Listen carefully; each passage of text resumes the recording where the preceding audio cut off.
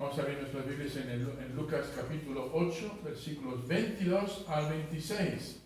El título de este mensaje es ¿Cómo sobrevivir a las tormentas? ¿Cómo sobrevivir a las tormentas? Y el objetivo de estos mensajes, empecé la semana pasada, voy a continuar hoy, no sé si voy a poder terminar hoy, no tengo prisa realmente porque quiero que podamos extraer de aquí verdades importantes que nos sirvan para cuando nos veamos en algún tipo de tormenta, puede ser física. El hermano Daniel ahora mismo está pasando por una tormenta muy difícil, muy oscura, en la que no tiene ningún tipo de control. Es una tormenta muy oscura. Podemos vernos en tormentas espirituales, físicas, emocionales, tormentas psicológicas. Pues podemos tener, como dije la semana pasada, la tormenta perfecta. ¿Qué es la tormenta perfecta? Cuando parece que todo se desmorona. Más o menos la tormenta que experimentó Job, el santo Job, cuando perdió a sus hijos, perdió su riqueza, perdió su fama, perdió su salud, lo perdió todo. Eso se llama una tormenta perfecta y en momentos así podemos entrar en pánico, podemos estar preguntándonos qué hacer. Pero te aseguro que si sabemos enfocar correctamente y mantener nuestro enfoque en el Señor, podremos ver el final del túnel. Sobrevivir a las tormentas. Vamos a leer Lucas capítulo 8. Lucas capítulo 8, vamos a ver versículos 22 al 26 para refrescar nuestra memoria.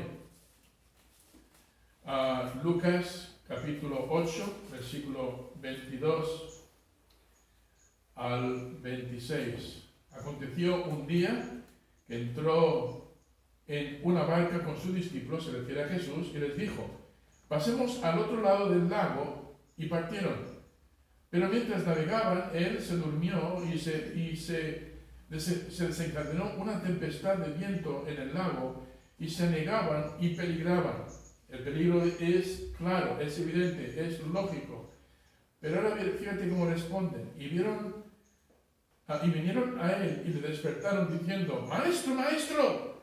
¡Que perecemos! Miren, exclamación, ¿lo veis ahí? ¿No? Es un llanto de desesperación, de miedo. Despertando él, reprendió al viento y a las olas, y cesaron, y se hizo bonanza.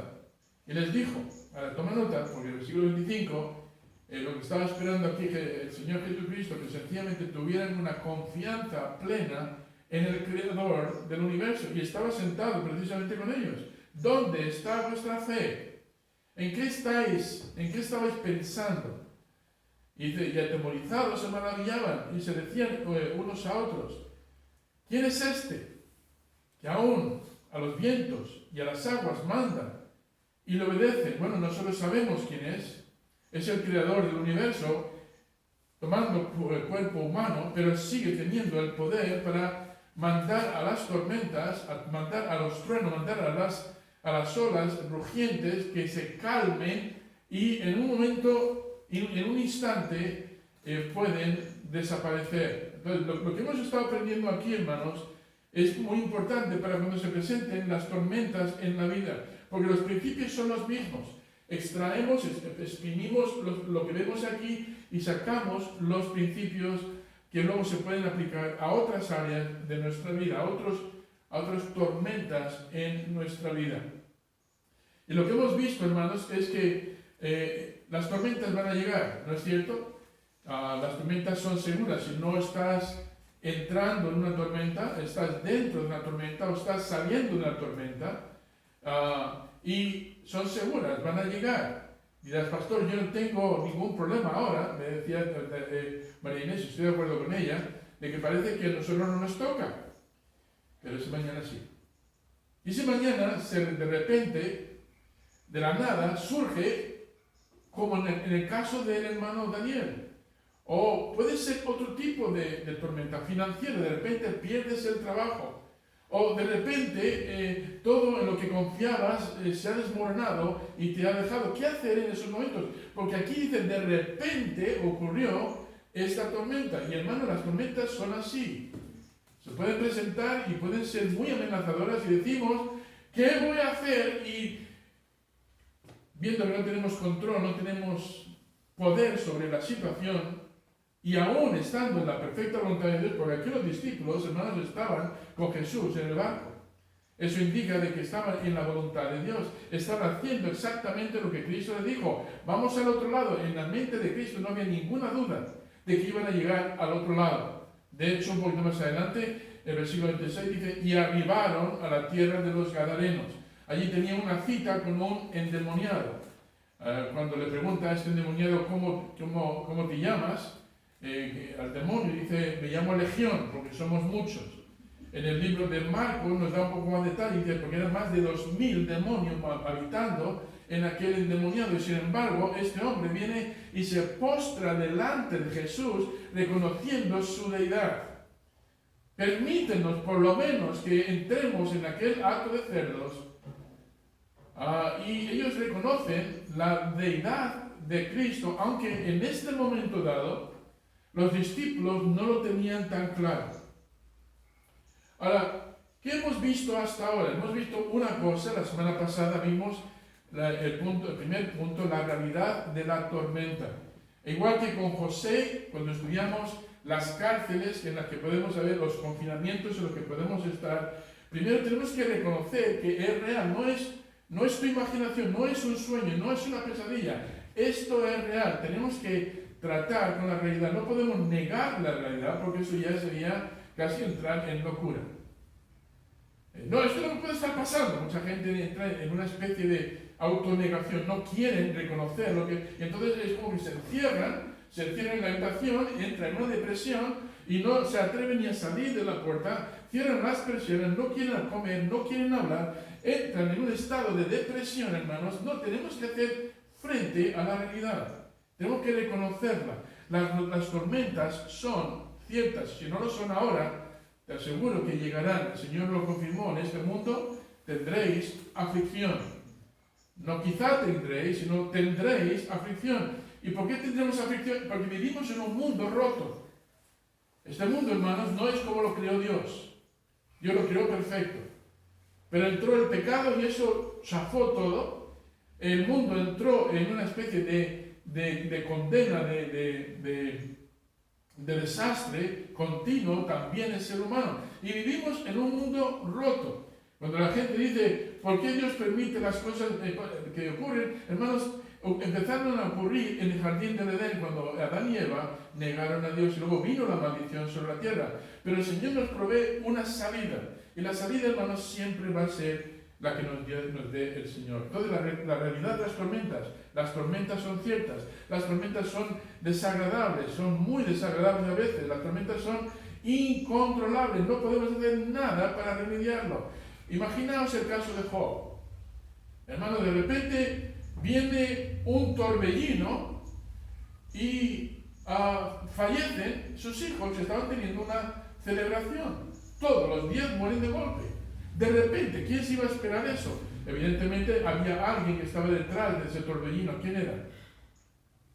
El diablo, ¿os acordáis? El diablo pidió permiso a Dios para obrar en la vida de Job y se le ocurrió nada más y nada menos que traer un torbellino, una especie de huracán que echó abajo la casa y murieron aquellos hijos. Luego vinieron también de repente salteadores y se llevaron todo su ganado. Y algunos siervos mataron también. Luego le viene una enfermedad, hermanos, que no sabe de dónde viene, una sarna maligna. Las tormentas, hermanos, son incontrolables. Y en ese momento de la vida de Job, él se preguntaba, ¿por qué? La pregunta no debes hacerse ¿por qué?, sino ¿para qué?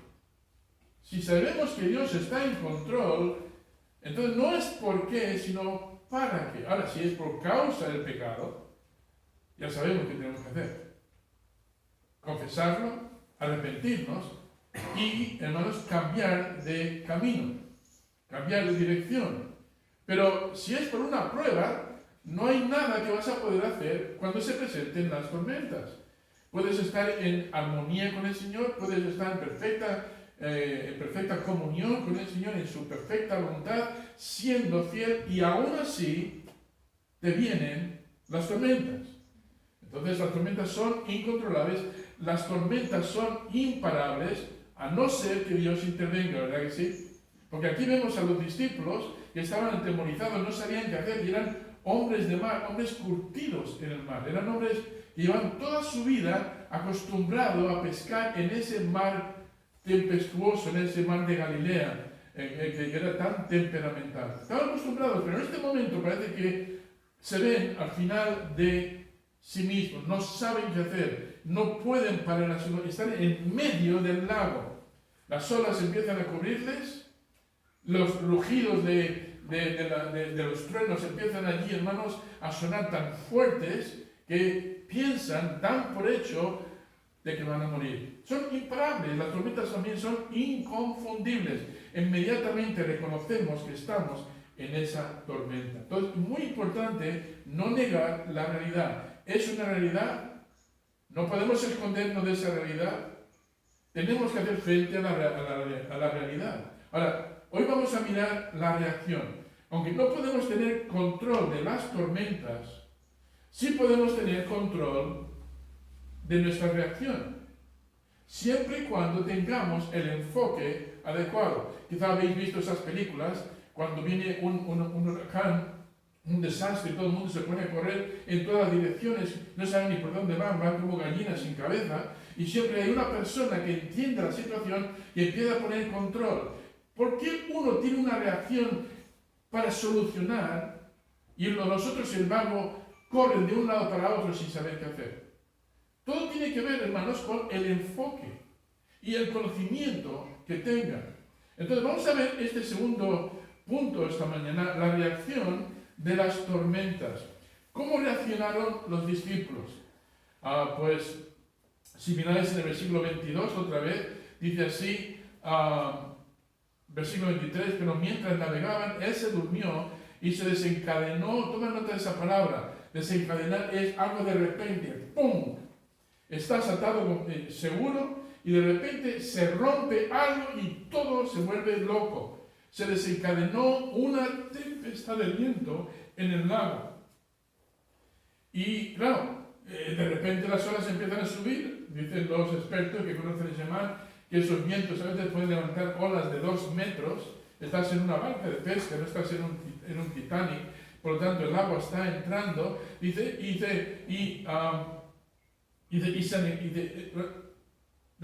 Versículo 23, y se anegaban y peligraban. Ahora el agua llegaba por los tobillos, ahora llega por las rodillas, ya está por el borde, y sin embargo ven allí al Señor que sigue durmiendo. Entonces, ¿qué vemos aquí? ¿Cómo reaccionaron los discípulos? Entraron en pánico. ¿Qué debemos hacer, hermanos? Salir corriendo, culpando. ¿Saben cómo reaccionan las personas? Cuando se ven en situaciones, buscan culpables. Si no hubieras hecho eso, o fue mi culpa, porque yo hice, ¿te acuerdas allí? Empezamos a buscar culpables. A veces los podemos encontrar. Pero entramos en una especie de competición para buscar quién es el culpable de esta situación. En este caso, ninguno de los discípulos era culpable. Y por lo tanto, pero lo que no debían hacer era entrar en pánico. De hecho, después de que entendieron su situación tan grave, supieron, hermanos, enseguida reaccionaron y dijeron, Señor, nota como lo dice ahí en el versículo 24, Maestro, Maestro, Maestro, Maestro. Nota que también afirman una cosa, no lo ponen en duda, dice que perecemos. Es decir, esto es demasiado fuerte para nosotros, nos vamos a hundir. Ahora, si cogemos todo el contexto, nos damos cuenta de que el Señor estaba probando su fe. ¿Habéis escuchado eso? Porque muchas veces el Señor pone tormentas, o permite que las situaciones se pongan difíciles solamente para que descubramos algo nuevo del Señor.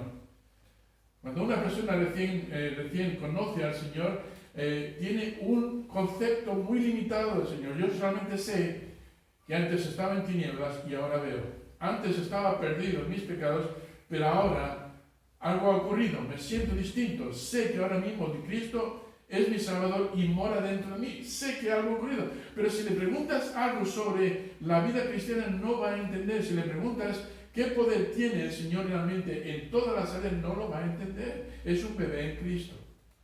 Por lo tanto, el Señor, para hacer que Él sea real en todas las áreas de nuestra vida, tiene que permitir, hermanos, que vengan tormentas. Me gusta mucho Santiago capítulo 1, versículo 2. Dice, tener por sumo gozo cuando os halléis en diversas pruebas. Esa palabra diversas. ¿Os acordáis? Esa palabra aparece en el Antiguo Testamento para describir a José. Que su padre le regaló una túnica de diversos colores, de muchos colores. Y es como que nos está pintando ahí en Santiago 1:2 un cuadro diciendo, mira, Satanás ahora mismo puede lanzarte un misil, un dardo rojo. Y mañana cuando ya estás acostumbrado a ese tipo de prueba, ahora te va a lanzar otro tipo de prueba. Y sales de esa prueba victorioso y dices, por fin, ya no tengo más problemas. Y te lanza otro tipo verde. Y otra prueba de color marrón. Y mañana, entonces dices tú, pero esto nunca va a terminar. Bueno, todas esas situaciones en las que muchas veces entramos están diseñados para que podamos descubrir diferentes facetas del Señor. En este momento de la vida de los discípulos, ellos ya habían experimentado el poder de Cristo. Pero hasta aquí solamente es el Mesías y un maestro. Pero todavía no le reconocen no reconocen su deidad. Él es no solamente un hombre, un maestro y el Mesías, sino que también es Dios encarnado. Y lo que vemos en este pasaje, hermanos, es un cuadro perfecto de la humanidad de Cristo, que estaba cansado. Y luego la divinidad de Cristo tiene todo el poder. Vemos el Cristo 100% hombre y 100% Dios. Y claro, cuando ves la reacción de los discípulos, parece que se olvidaron de algo. ¿De qué se olvidaron? De lo que ya habían experimentado anteriormente con Cristo. Si miramos en el Evangelio de Lucas, podemos ver no vamos a hacerlo ahora, pero podemos ver en el capítulo 4 que estaban presentes cuando Él sacó un espíritu inmundo de un hombre, le dio una orden y ¡pum!, salió, sin ningún problema.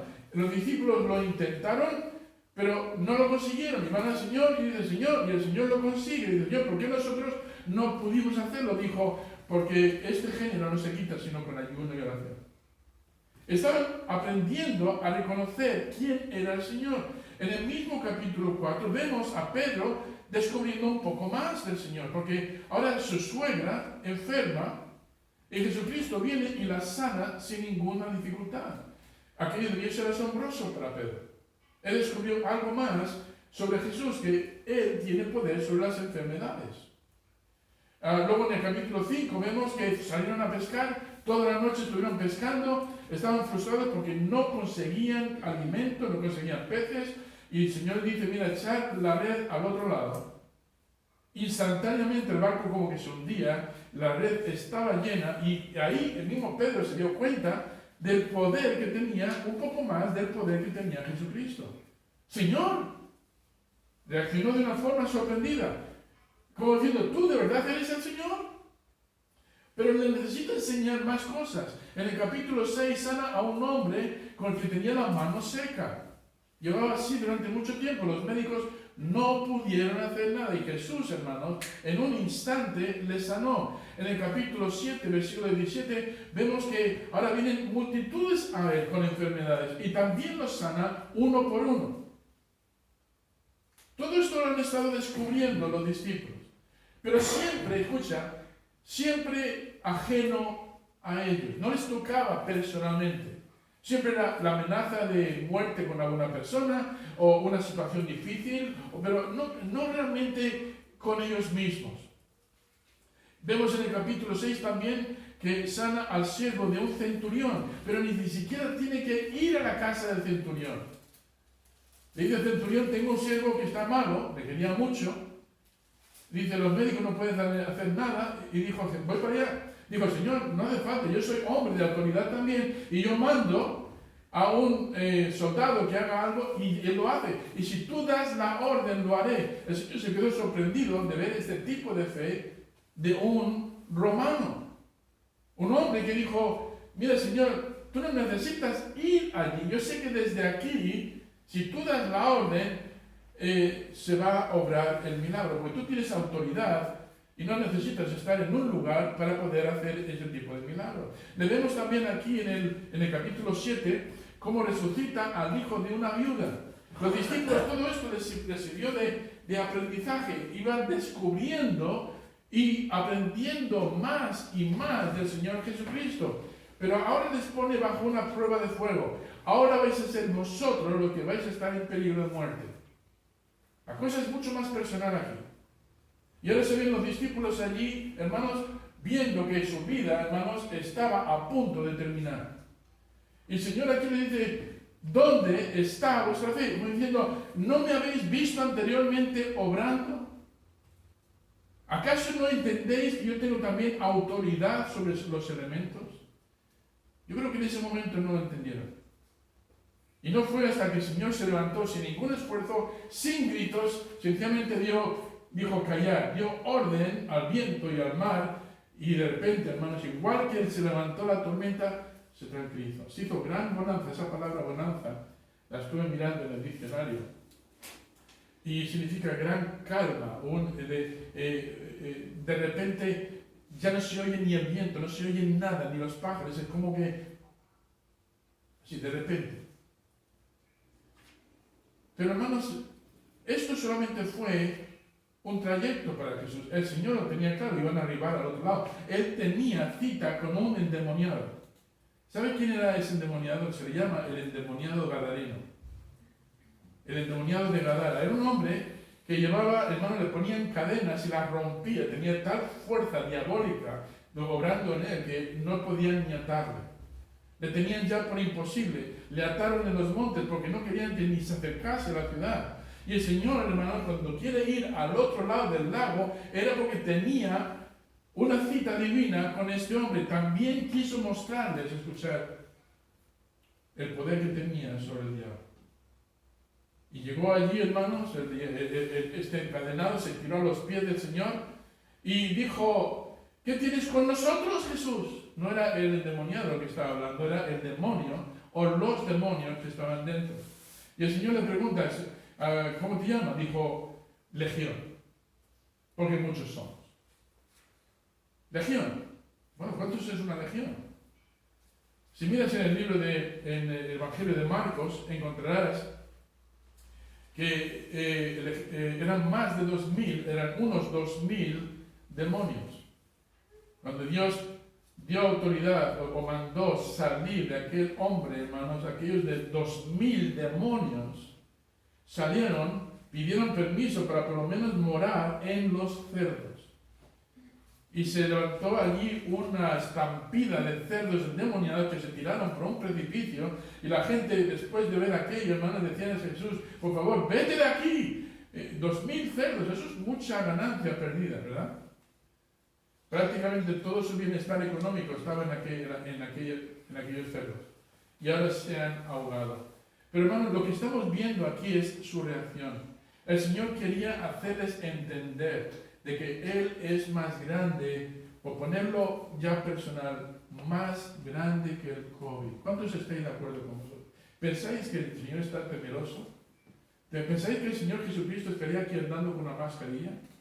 Digo, y bueno, ¿pensáis que el Señor estaría diciendo, mira, tenéis que predicar el Evangelio, pero si viene una pandemia como el COVID, mejor encerraos en casa y no compartáis el Evangelio? Si viene el COVID, estáis excluidos de esta gran comisión. Hermanos, con el COVID y sin el COVID. ¿Amén? Sí. No os veo convencidos. Mi hermano, no ha habido un momento en la historia más oportuna que ahora para predicar el Evangelio. ¿Por qué? Porque la gente está llegando al final de sí mismos. No encuentran respuesta en los gobiernos, no encuentran una respuesta firme en los científicos. Y encima nos están haciendo todo tipo de poniendo restricciones que esto amenaza nuestro bienestar económico. A veces hablo con los hermanos, digo, ¿qué tal? ¿Ha salido algo de trabajo? No, todavía no. ¿Cuánto tiempo ya? Ya son muchas semanas. Y digo, sigue habiendo hambre, ¿verdad que sí? Sí, tenemos que seguir comiendo. Muchas veces veo sus ojos así un poquito tristes. Y es natural que nos sintamos así. Pero estoy aquí, hermanos, puesto por el Señor para decirte que el Señor sabe eso y tiene comprensión y se preocupa por eso.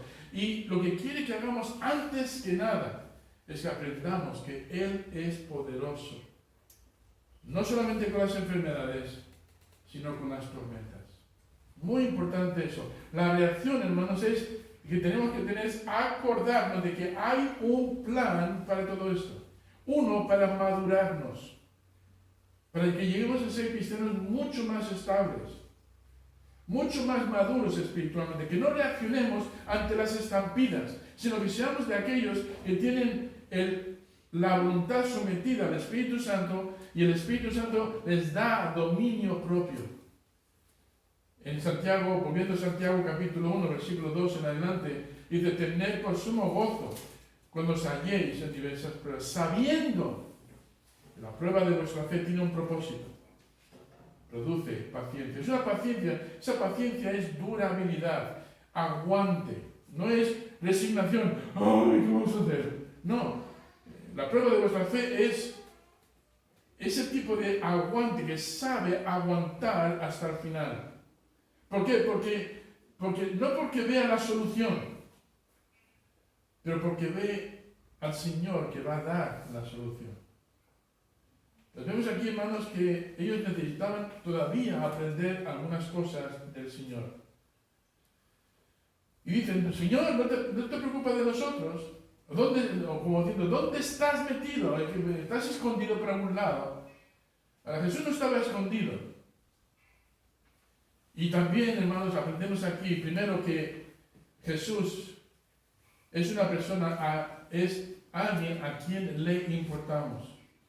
Jesús es alguien a quien le importamos. No te preocupa, dice, que perezcamos. En Marcos 4:38 dice: y él estaba en popa, durmiendo sobre su cabezal, y le despertaron y le dijeron: ¿no tienes cuidado? ¿No tienes cuidado que perecemos?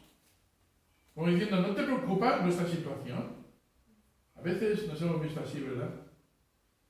Estás en una situación en la que no sabes cómo salir de ella. Has intentado todo, nada funciona. Dices: Señor, ¿soy yo importante realmente? Pero ¿soy realmente tu hijo, tu hija? ¿Realmente tienes... Señor, estará demasiado ocupado con los verdaderos problemas. Estará ocupado con otras personas. Seguro que está demasiado ocupado con el hermano Sammy, pero conmigo no se preocupa. No es así, hermano. ¿No tienes cuidado? Hermano, cuando lleguen esas preguntas a tu corazón, repréndelas con la palabra. ¿Qué dice la palabra? Hebreos 13:5 dice: sean vuestras costumbres sin avaricia, contentos con lo que tenéis ahora, porque Él dijo, si el Señor lo dice, es mentira, ¿verdad? No, es verdad. No te desampararé ni te dejaré. Dice, de manera que podemos decir confiadamente: el Señor es mi ayudador. No temeré lo que me pueda hacer el hombre. Yo, hermanos, cada vez que me siento amenazado, y soy tan humano como vosotros, y veo también mis tormentas, pero podemos poner, hermanos, buena cara al mal tiempo. Mi madre lo decía todo el tiempo: al mal tiempo, buena cara, un refrán, ¿verdad? Analizando este versículo en Hebreos 13:5, la palabra costumbre significa estilo de vida, es decir, la forma acostumbrada que tenemos de comportarnos, la forma en que nos comunicamos con nuestras acciones, sean vuestra conducta, vuestra reacción, sean dice, sin avaricia, contentos con lo que tenéis ahora. ¿Por qué? No porque no tengamos necesidad, sino porque estamos confiando en Él, porque Él no nos va a desamparar. Esa palabra, no te dejaré ni te desampararé, esas dos palabras, dejaré significa aflojar, desertar, desistir. Y la palabra desamparar significa abandonar, desertar, dejar atrás. Pero está escrito en el sentido imperativo, indicando que, toma nota, jamás, jamás, jamás, jamás te voy a dejar. Ese es el énfasis cuando dice, no te dejaré, en ninguna manera te voy a dejar. Si en algún momento te sientes como que estás abandonado, ¿qué debemos hacer?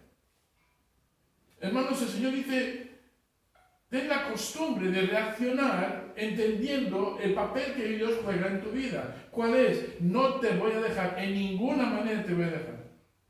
Me acuerdo de una experiencia cuando fuimos de camping, mi hijo Adrián, Gaby y Adrián, que nos vimos en un momento de dificultad. Estábamos en el medio del lago y en un flotador estábamos Adrián, Gaby, el perrito, el caniche que yo tenía, Pierre, no sé, no me acuerdo si Marisa estaba con nosotros en el barquito este, y de repente, hermanos, empezó, y que estamos remando ya a la orilla, pero por mucho que remásemos, no podíamos llegar a la orilla. Y encima se acerca un barco, una lancha motora, salieron unas olas y nos echaron más hacia dentro del lago. No podíamos salir de esa especie de torbellino. Y claro, el perro ahí tiritando porque estaba mojadito. Los niños ahí remando que no podían. Marisa esperando que yo tuviese, no tenía control de la situación. Y en momentos cuando ya decimos, Señor, estoy al final de mis fuerzas, ¿qué hacemos? Tranquilo. Tú sigue adelante. Bueno, parece ser que aquel remolino desapareció, las olas desaparecieron, finalmente pudimos llegar a la orilla. Pero hermanos, esto es lo que el Señor quiere que aprendamos. Que en momentos cuando parece que todo está perdido, podemos seguir confiando en Él. Y Él dice, no te voy a dejar. No te voy a dejar. Ahora, vemos que la reacción de los discípulos al principio fue bastante inadecuada. El pánico, el perder el enfoque, el darse por vencidos, no hay solución. La muerte es lo único que tenemos por delante. Y hermanos, lo que quiero que veáis, hermanos, es que perdieron algo en ese momento. Perdieron la perspectiva. Perdieron el juicio. Ya no estaban en su sano juicio. Hay algo que les controlaba. Y por causa de que perdieron la perspectiva, perdieron también quién es el que daba seguridad a sus vidas. Estaban con los ojos puestos en las tormentas. ¿Os acordáis que en otro evento el Señor se puso a andar sobre el mar, los discípulos le vieron a la distancia, y Pedro, ¿os acordáis de ese evento cuando Pedro dice, Señor, deja que vaya a ti? Y ya dijo, venga. Pedro se bajó de la barca, y fíjate que los primeros 2 pasos fueron muy buenos. Pero ¿qué pasó después? ¿Os acordáis qué pasó después? No, empezaron las olas a moverse y él quitó sus ojos del Señor y empezó a ponerlas en las olas y empezó a hundirse. Y dijo, Señor, te perezco, ayúdame. ¿Cuándo empezó a hundirse Pedro? Cuando perdió la perspectiva. El principio para nosotros, la lección para nosotros es, hermano, que no debemos perder la perspectiva. Los problemas hay que reconocer que están ahí, pero pon tus ojos en el Señor, autor y consumador de tu fe. Volviendo a Lucas capítulo 8, 24, dice, y vinieron a él y le despertaron diciendo, Maestro, Maestro, que perecemos. ¿No te das cuenta de lo que está ocurriendo? ¿Se da cuenta el Señor de lo que estaba ocurriendo? Recuerda que ella tenía un plan. ¿Cuál era el plan? Tenía una cita en el otro lado del lago. Él no tenía ninguna duda de que iba a ocurrir, pero en el momento hermanos, Él quería que ellos vieran otro milagro más en sus vidas. Y no sé si, hermanos, como el Señor obra en nuestra vida, va obrando de milagro en milagro, de milagro en milagro. Tenía esa situación, no sabía qué hacer, hice todo lo que podía. Me dijeron que Tatiana, negado el visado, no sabía qué hacer, no podía ni la cabeza le ardía, o estaba buscando soluciones por aquí, por allá, y parece que no estaba nadie cerca que me pudiera dar una solución. No sabía ni qué hacer. Y de repente el Señor, así de golpe y porrazo, lo cambia todo de repente. Pero dirán, ya está, solucionado. No, ahora te viene otra tormenta, otra dificultad. Mira, Señor Padre, pero Sammy, es que la vida va de eso, de tormenta. Digo, me temo que sí. Salimos de una, estamos entrando en una tormenta, o estamos dentro de una, o estamos saliendo de una tormenta. Pero lo que nunca debemos hacer en las tormentas es perder la fe, es perder la perspectiva. Recuerda esto siempre, de que en medio de las dificultades podemos tener perspectiva, y esa perspectiva correcta te da gozo. Volvemos a Santiago 1:2. Tener por sumo gozo, cuando tengas trabajo y tengas abundancia en la nevera y todo te vaya bien, claro, lo que tenemos ahí es alegría. Pero ¿podemos tener gozo en medio de las pruebas? ¿Diversas pruebas? Sí, sabiendo que Dios tiene un propósito. Y el propósito es para fortalecernos, para que le conozcamos mejor. Y conociéndole mejor, hermanos, vamos a tener una vida más abundante, porque vamos a saber de qué va realmente la vida. La vida, hermanos, no tiene sentido sin el Señor. El pastor me puede dar un pasaje específico para que pruebe lo que acabo de decir. Sí, el libro de Eclesiastés completo, los 12 capítulos. Hubo uno que se llamaba Salomón, el rey Salomón, hombre que Dios le concedió sabiduría para gobernar su pueblo, pero perdió la perspectiva de qué pasó durante su vida. Empezó, hermanos, a intentar llenar ese vacío, porque el Señor le había dejado a un lado, intentó llenar su vacío con cosas. Y por mucho que buscaba pues, más mujeres, más casas, más riqueza, más oro, más esto, más... Hermano, al final del día era todo, no, la vida no tiene sentido. Vanidad de vanidades, todo es vanidad y aflicción de espíritu. ¿Qué está diciendo ahí Salomón? Una cosa muy importante, de que la vida no tiene sentido. Simple. No tiene ningún sentido. La vida sin el Señor es solamente hacer más cosas y más acúmulo de cosas, solamente para que al final del día o al final del año, al final de tu vida digas, ¿de qué va mi vida? Puedes verte con una casa de lujo, puedes verte con varios coches deportivos enfrente de tu casa, puedes verte con una cuenta bien engordada, puedes verte con todo, hermanos, a tu lado, pero mirar al vacío y decir, ¿y ahora qué? Para que yo pueda seguir teniendo esperanza, tengo que ganar otro millón más. Salomón intentó ese camino y al final se dio cuenta, hermanos, de que el fin de todo discurso oído es este: teme a Dios y guarda sus mandamientos, porque esto es el todo del hombre. Eso viene en el capítulo 12, versículos 1 en adelante. El Señor dice, no te dejaré, no pierdas el gozo, pon tus ojos en mí y tu esperanza en mí, y te aseguro que el gozo seguirá brotando. En el momento en que el gozo está en el corazón, hermanos, podremos mirar ante el adversario, ante las adversidades, con una actitud de victoria. Yo sé que estás ahí, pero vas a caer.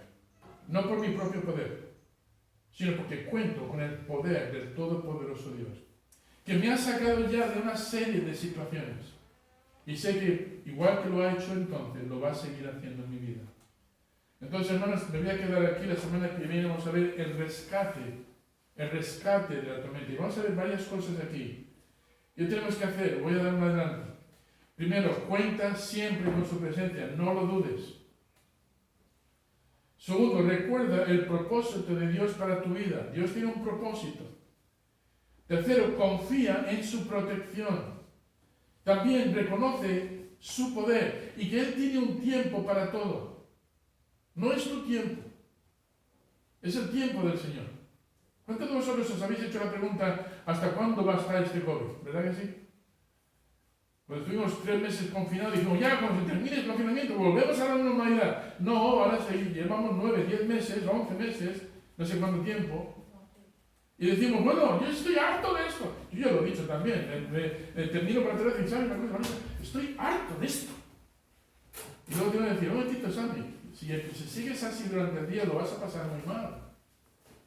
Más bien lo que tenemos que hacer es aprender a manejar esto con el fin de crecer personalmente. ¿Entendéis lo que digo? Entonces confía en su presencia, recuerda su propósito, confía en su protección, reconoce su poder, reconoce que Él tiene poder para la situación y tiene un tiempo para solucionarlo. Y hermanos, si seguimos el tercer punto de forma adecuada, podremos salir de cualquier tormenta. Hay un rescate de nuestras tormentas. Pero tenemos, hermanos, que aprender de que Dios, el Señor Jesucristo, tiene poder para librarnos. ¿Cómo no lo va a tener si Él podrá reprender una tormenta y obedecerle cuando Él fue el que creó la tormenta? En Juan 1:1 hasta el 6, me parece que dice, el principio era el verbo era con Dios, el verbo era Dios. Y luego dice, todas las cosas por Él fueron creadas. ¿Quién? El verbo, hermano, fue el que creó aquel mar de Galilea. Y todas las leyes de la naturaleza que harían que esa tormenta saltara. Pero Él está por encima de las leyes de la naturaleza, ¿no es cierto? ¿Él está por encima o no? ¿O Él no tiene ningún control sobre las leyes que Él mismo ha dictado? Mira, lo que hizo Jesucristo fue imposible. Pues claro que fue imposible, pero eso se llama milagro. No sigue ninguna lógica científica. Pues claro que no. Fue totalmente sobrenatural. Y eso, hermanos, es lo que tenemos que... No andamos por vista, andamos por fe. Amén. No andamos por vista. Si andas por vista, vas a tener muchos problemas. Porque te vas a dejar llevar por las apariencias y no por lo que el Señor puede hacer en tu vida. Entonces, ven preparado la semana que viene para estudiar este tercer punto. Vemos la realidad de la tormenta, vemos la reacción de los discípulos a la tormenta, pero vamos a ver, hermanos, cómo el Señor nos rescata a los discípulos de la tormenta y al final del trayecto los discípulos son distintos de cuando entraron en el lago. Si los milagros que Dios hace en nuestra vida no nos hace distintos, es que no hemos aprendido nada sobre el Señor Jesucristo. Vamos a ponernos en pie y vamos a orar. Estudia estos pasajes. Analízalos bien. Exprime los principios que vemos aquí. Luego busca la aplicación. Quizás estás en este momento, escúchame por favor, me voy a hacer una oración, pero antes quiero hablarte al corazón. Estás en este momento como, igual que Salomón, he perdido el sentido del propósito de mi vida, ¿no? Vivo, trabajo más, duermo, como, vivo, trabajo, como, y realmente es un ciclo repetitivo que no me da satisfacción. ¿Sabes lo que te recomiendo que hagas? Que pongas tus ojos en el Señor. Es solamente entonces cuando todo cobra sentido. Dirás, pastor, yo estoy muy lejos del Señor, llevo un tiempo muy alejado del Señor. Bueno, pues estás tan cerca que no te lo puedes ni creer. Solamente tienes que dar la vuelta y decir, Señor, yo no quiero seguir por este camino. Yo quiero seguir un camino, Señor, en el que tú seas real en mi vida. Yo quiero, Señor, que tú obres en mi vida, que yo pueda verte a ti obrando, de manera que cuando me pidan testimonio, pueda dar testimonio de que tú estás obrando en mi vida.